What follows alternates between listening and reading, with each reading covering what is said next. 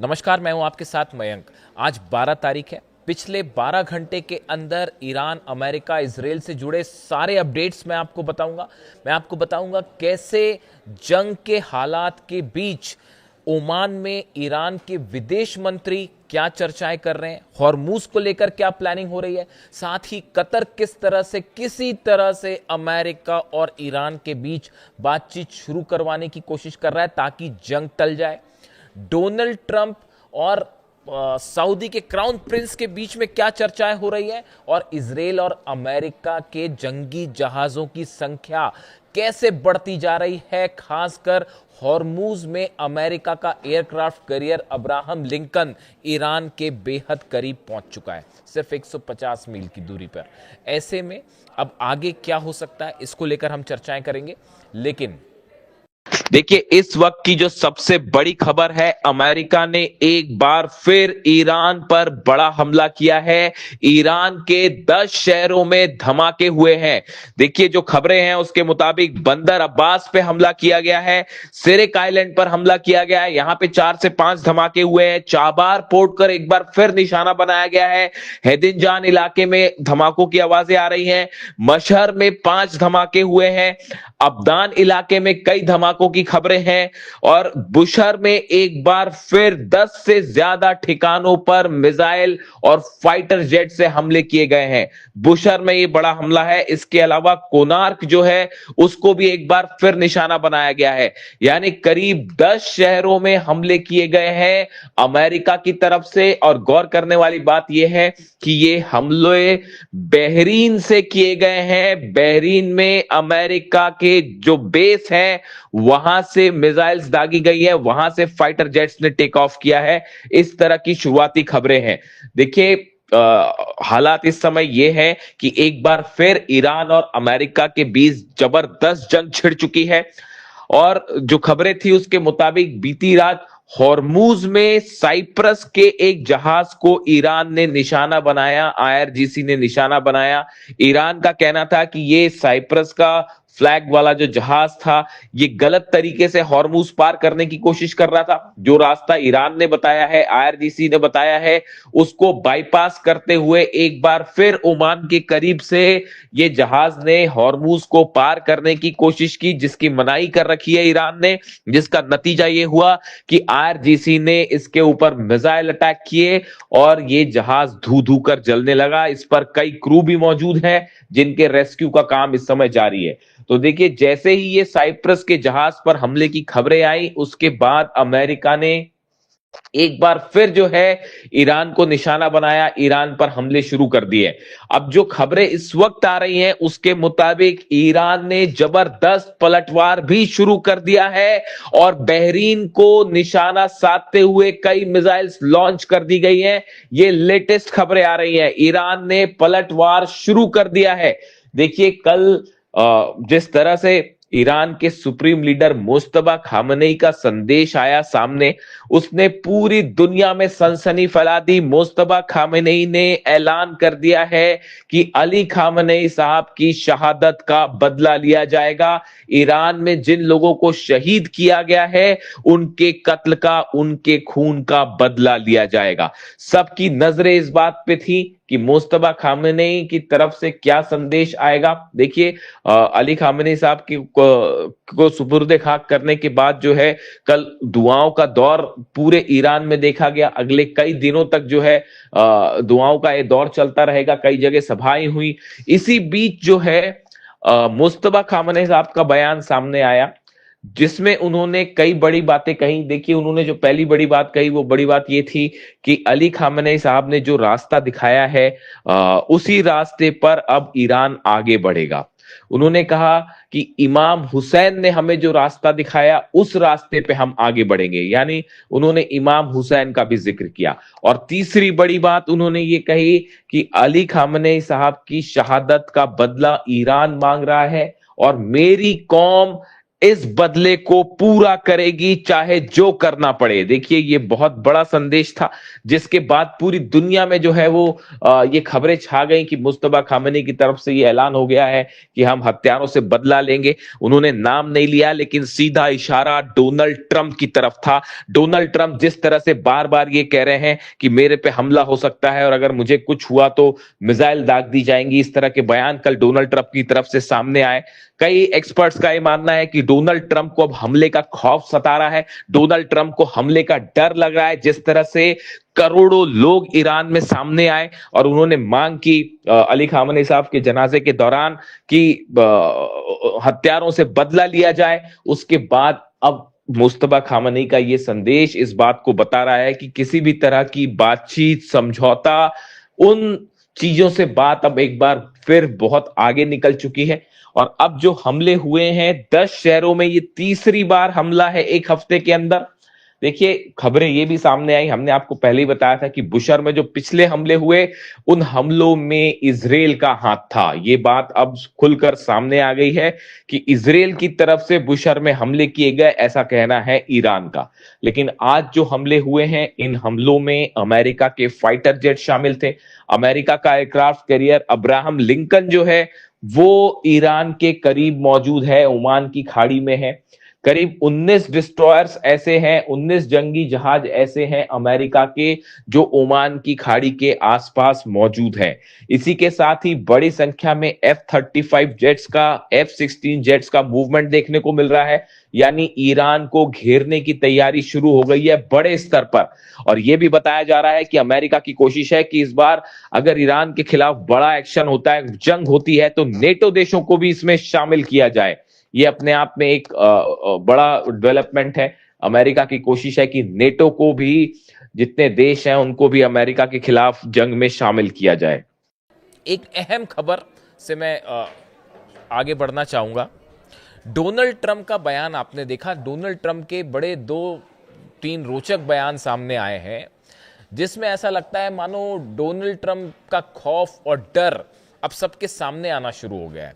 वो ये कह रहे हैं कि अगर मुझ पर हमला हुआ तो 1000 मिसाइल्स ईरान पर दाग दूंगा। ये बयान आपने कल सुना होगा कि उन्होंने सोशल मीडिया पर लिखा कि मैंने अमेरिका की सेना को आदेश दे रखा है कि अगर मेरे पे हमला होता है तो उसके बाद ईरान पर कैसे हमले किए जाएंगे, 1000 मिसाइल्स दाग दी जाएंगी, कई साल तक हमले किए जाएंगे, हम ईरान का नामो निशान मिटा देंगे। इस तरह की बातें उन्होंने की। तो बड़े सारे एक्सपर्ट्स जो एनालाइज करते हैं डोनाल्ड ट्रंप को, उनका कहना है, उनका ऐसा मानना है कि अब ये क्या डोनाल्ड ट्रंप का डर सामने आ रहा है, डोनाल्ड ट्रंप को खौफ है किसी चीज़ का। बताया जाता है मोसाद ने इनपुट दिया, जैसी खबरें चल रही थी कि मोसाद की तरफ से इनपुट आया और नेतन्याहू ने ये जानकारी दी डोनाल्ड ट्रंप को कि ईरान जो है वो हमला कर सकता है, डोनाल्ड ट्रंप को निशाना बना सकता है। उसके बाद इस तरह की तमाम बातें अमेरिका में भी उस पर चर्चाएं शुरू हो गई हैं।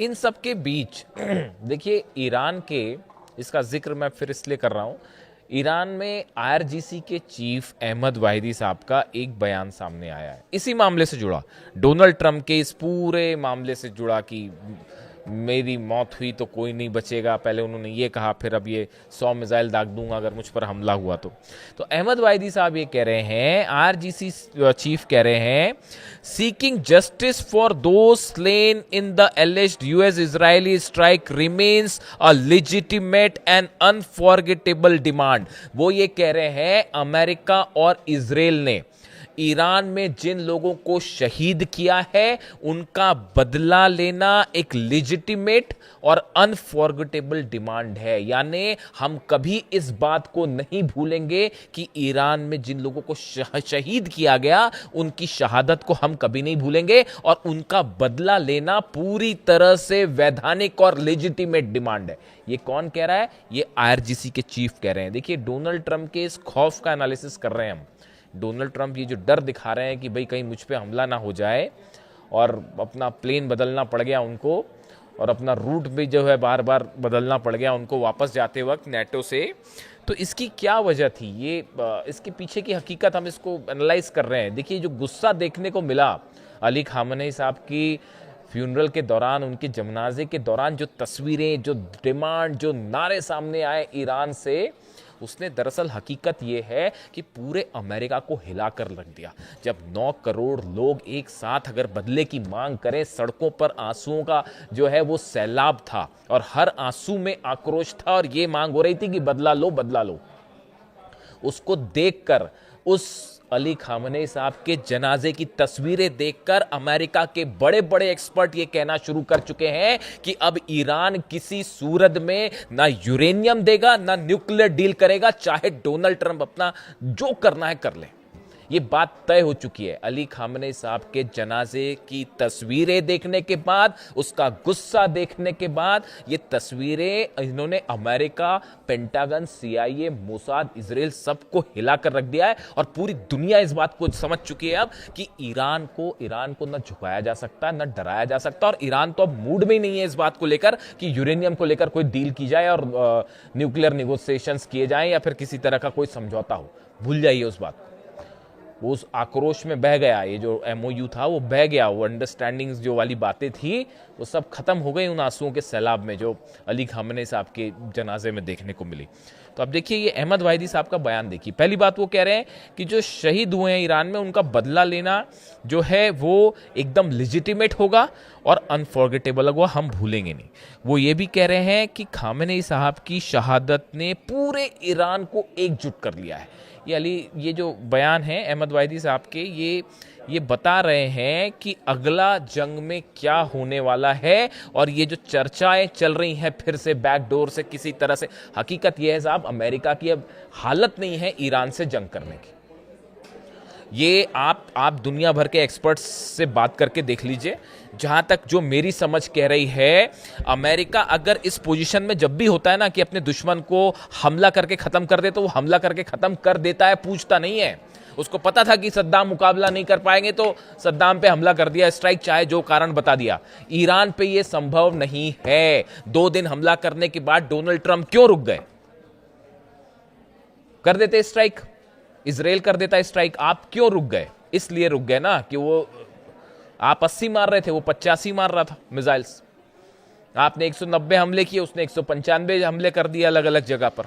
और अभी तो सिर्फ 3-4 ही देश जल रहे थे, बहरीन, कुवैत, जॉर्डन, और यही हमले हो रहे थे कतर में। सऊदी, UAE तक तो बात पहुंची नहीं थी, इजराइल तक तो बात पहुंची नहीं थी, और अब तो पता नहीं कहां कहां किस किस रेंज की मिसाइल से बात पहुंच जाए।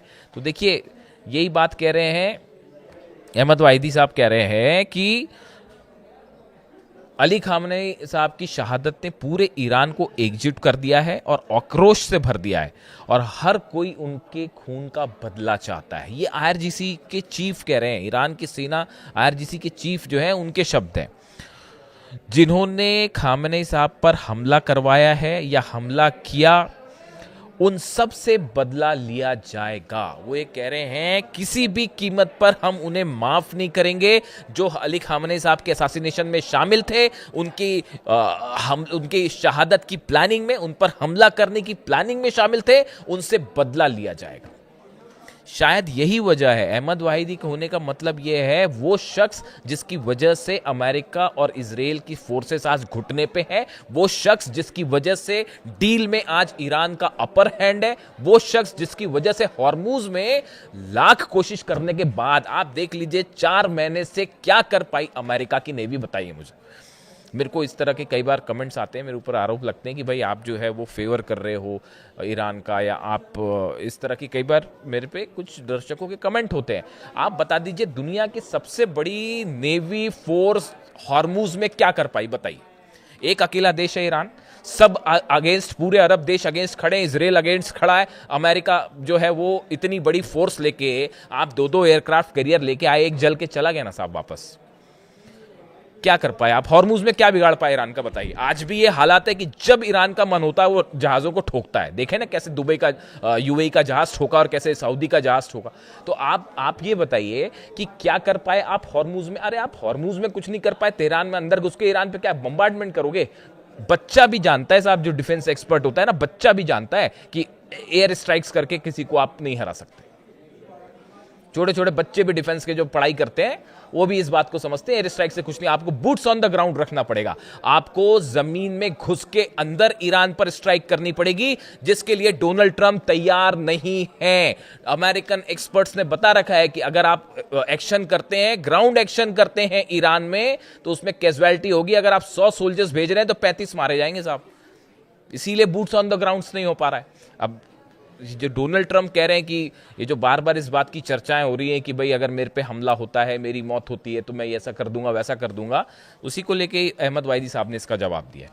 कुछ खबरों की तरफ आते हैं। देखिए, ओमान में बड़ी बैठक हुई है, ईरान के विदेश मंत्री ओमान की यात्रा पर हैं, वहाँ पर तमाम चर्चाएं हुई हैं, हॉर्मूज के मैनेजमेंट को लेकर तमाम चर्चाएं हुई हैं। लेकिन देखिए, हॉर्मूज को लेकर जब भी कोई भी प्रस्ताव होता है, ईरान बड़े समय से इस बात को चाह रहा है कि हम ओमान के साथ मिलकर इसको मैनेज करें। लेकिन हुआ क्या, अमेरिका ने ओमान के साथ मिलकर ही अल्टीमेटली वो बाईपास रास्ता बनाने की कोशिश की ईरान की सेना की बिना जानकारी के, और ईरान ने जहाज ठोके। उसका नतीजा ये है कि ये फिर से हमले हुए, 3 दिन जो हमले हुए। ऐसे में ओमान के साथ कोई बातचीत, इन सब बातचीत का बहुत ज़्यादा मायने नहीं है। ये देखिए ऐसे हैं, ये एक सिचुएशनल स्थिति होती है और उसको वो कैसे आगे डेवलप होगी उस पर नतीजा होगा। कतर की तरफ से लगातार कोशिश हो रही है कि किसी तरह से जो है बैक ऑन द ट्रैक हो डिप्लोमेसी, और ईरान और अमेरिका के बीच जंग ना हो। कतर भी उस कोशिश में जुला हुआ है। कतर ने भी अपना डेलीगेशन तेहरान भेज चुका है और वो सबसे मुलाकात हो रही है कि भाई किसी तरह से जंग टाली जाए। कई देश इसमें कोशिश कर रहे हैं। देखिए, इसी बीच एक बेहद अहम खबर यह भी है कि डोनाल्ड ट्रंप ने सऊदी के क्राउन प्रिंस मोहम्मद बिन सलमान से फोन पर बात की और उनसे उन्होंने हॉर्मूज को लेकर, ईरान को लेकर डिटेल में डिस्कशन किया है।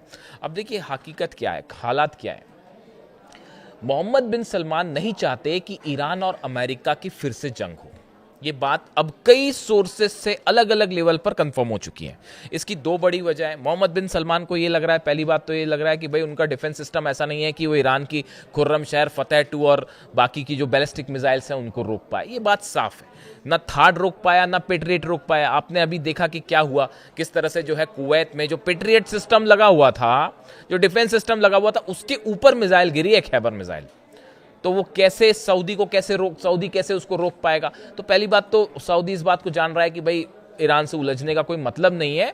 वो 40 दिन की जंग में सब साफ हो चुका है कौन किस पर भारी, पहली बात। दूसरी बात, सऊदी को ये लग रहा है कि भाई जो मोहम्मद बिन सलमान का जो बड़ा इकोनॉमिक एजेंडा है 2030 को लेकर, हालांकि वो ऑलरेडी डिले हो चुका है, पोस्टपोन हो चुका है, इतना बड़ा नुकसान हो गया है मिडिल ईस्ट में। तो उनको लगता है कि अगर जंग होती है तो उससे भी बड़ा नुकसान हो जाएगा, ऑयल रुक जाएगा, इन्वेस्टमेंट रुक जाएगा। तो वो जो इकोनॉमिक प्लान लेके चल रहे हैं सऊदी का, वो तेल लेने चला जाएगा।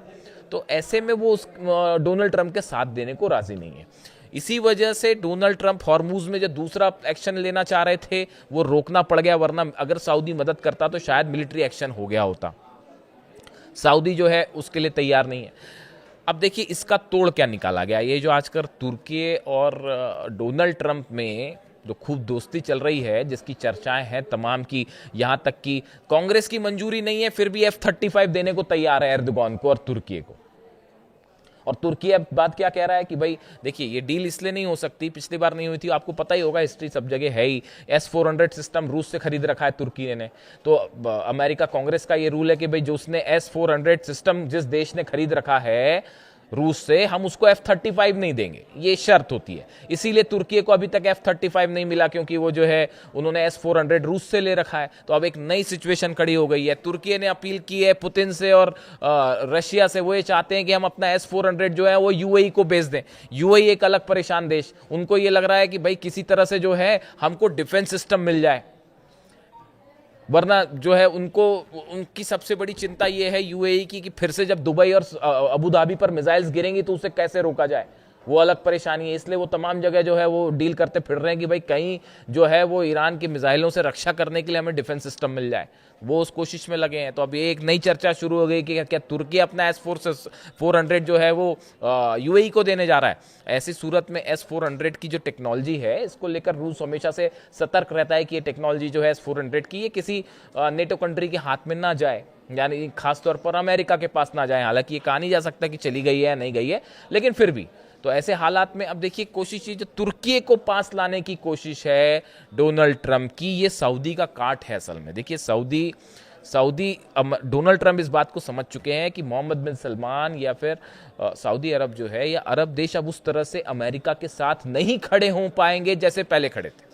पैसा देना एक अलग बात होती है साहब, जंग करना एक अलग बात होती है, तो वो नहीं होंगे। इसीलिए इस पूरे क्षेत्र में एक नए मजबूत सहयोगी के रूप में एर्दोगान को देख रहे हैं और तुर्की को देख रहे हैं। ये सऊदी का प्रभाव कम करने की कोशिश है, लेकिन समस्या ये है कि जब ईरान से जंग की बात होगी तो सऊदी का रोल हमेशा अहम होगा और मोहम्मद बिन सलमान उसके लिए राजी नहीं है। तो अब ट्रंप ने फिर बात की है कि हॉर्मूज को लेकर क्या किया जाए। इस तरह की जो खबरें सामने आई कि अमेरिका का ये कहना है कि हम बात तभी करेंगे जब ईरान इस बात की गारंटी देगी हॉर्मूज पूरी तरह से खुला रहेगा। अरे माय डियर फ्रेंड, वो तो पहले ही खुला हुआ था।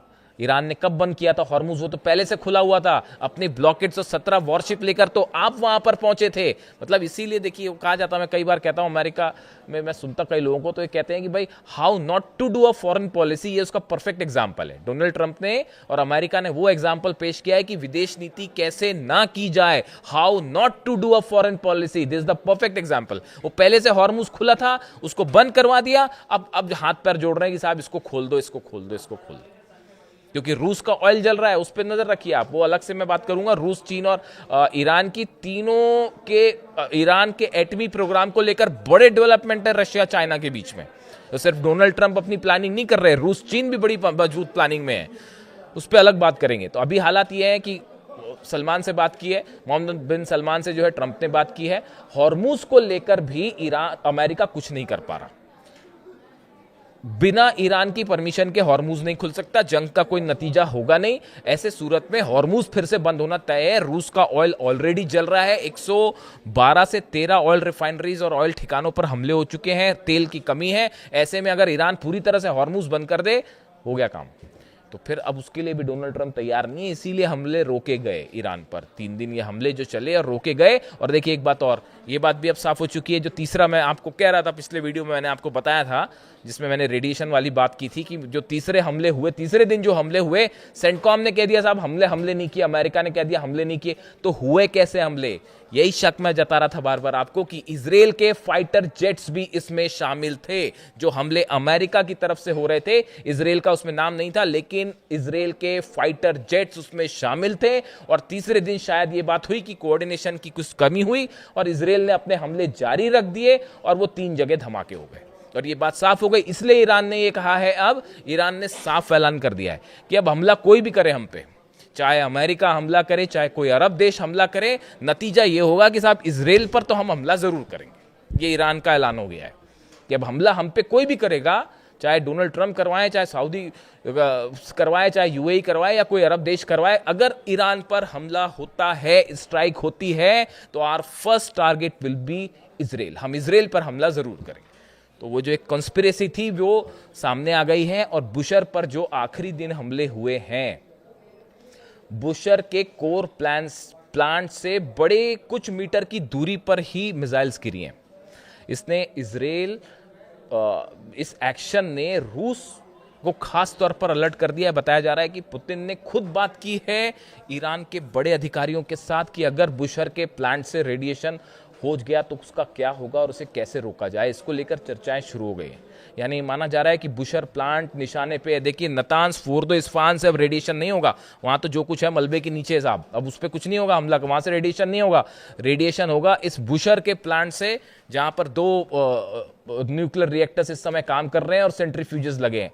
मिसाइल अगर उस दिन गिर गई होती उस बुशर के ऊपर, प्लांट के ऊपर, तबाही मच गई होती, तबाही।